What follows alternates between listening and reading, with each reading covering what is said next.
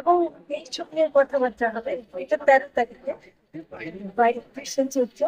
আর 14 তারিখে একটা বড় র্যালি হবে, যেখানে সব ধরনের মানুষ, সব সম্প্রদায়ের মানুষ সেখানে আমরা একত্রে থাকবো। তো আমার জানা চলছে। আচ্ছা আপা, এবার হচ্ছে আপনার এই মঙ্গল শোভাযাত্রা যেটা ছিল সেটার নাম পরিবর্তন হয়েছে, বলা হচ্ছে যে নতুন ভাবে আসলে মানে বৈশাখটা উদযাপন করে। সব মিলে আসলে আপনাদের মেসেজটা কি থাকবে, এবং সেটা নিয়েও কিন্তু এক ধরনের ডিবেট আছে যে কেন নাম পরিবর্তন হয়, আপনাদের ভাবনাটা আসলে কি ছিল? যারা নাম দিয়েছে মঙ্গল শোভাযাত্রা, তার আগে কিন্তু আনন্দ শোভাযাত্রা ছিল। তো এমন না যে আমরা একটা নতুন করে বদল করছি।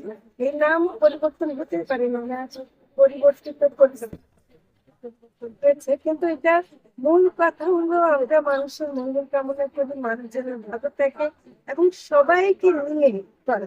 যেটা আগে কিন্তু সেটা ছিল, আগে ইনক্লুসিভ ছিল না, আগে একটা বিশেষ ভাবে করা হতো।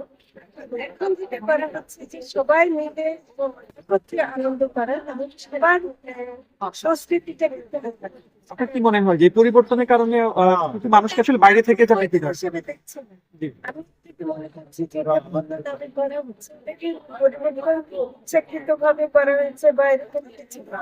সেটা হলো যে নতুন ভাবে করা হচ্ছে, তার নাম করা হলো স্যার আপনার কাছে একটু প্রশ্ন। প্রশ্ন হচ্ছে এবারের যে বর্ষবরণ আনন্দ শোভাযাত্রা পাহাড়ের সমতল একসাথে আপনার কি মানে তো আজকে ভিডিও পুরো যে উৎসবের ব্যাপারটা পরিটা আমাকে প্রথমেই ধন্যবাদ দিই। মোটামুটি সবকিছু বলে ফেলেছে। দু একটা ওয়ার্ড না বললেই নয়, এখানে হচ্ছে কালচারাল ইজ ভেরি এসেন্সিয়াল। কারণ বৈষম্য বিরোধী আন্দোলন কিন্তু এভাবেই হয়েছে যে আমরা একসাথে থাকি। তাছাড়া আরো দেখছি যে এখানে অনেক রং, এখানে অনেক রঙের স্ফুটন ঘটবে এবং এখানেই আমাদের সাহসটা যে আমরা একসাথে আছি, একসাথে থাকবো। এটাই আসল মেসেজ আমাদের।